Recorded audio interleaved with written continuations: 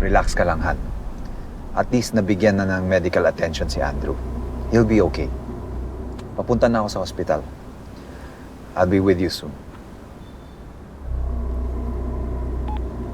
Your boys did well.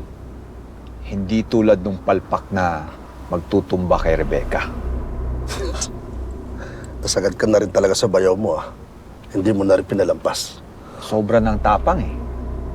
Matututo na yung bida-bida na yun. Hindi lang naman siya ang tinuruan ko na leksyon sa ginawa ko sa kanya.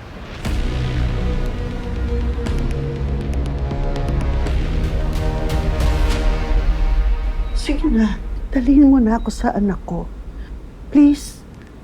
Parang naging close na kayo ni Andrew. Kahit hindi mo siya naalala bilang anak. Grabe ang concern mo sa kanya. Kasi siya palagi ang nagbabantay sa akin dito. Nasanay na ako sa kanya. Saka ma, nagpapahinga si Andrew.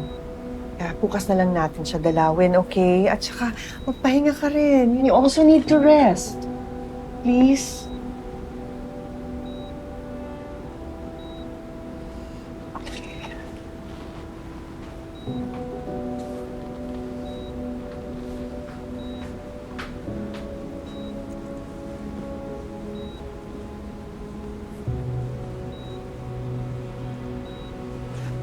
Han, baka dapat magpahinga ka na rin.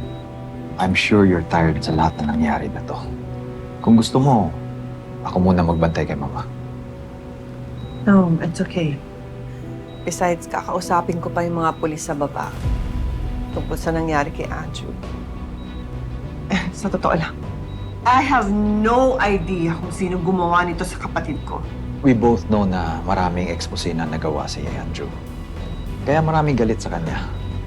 Ay, baka may napikon na kaya gumanti. What they did to Andrew was too much. Ano yun, papatayin na lang nila yung kapatid ko?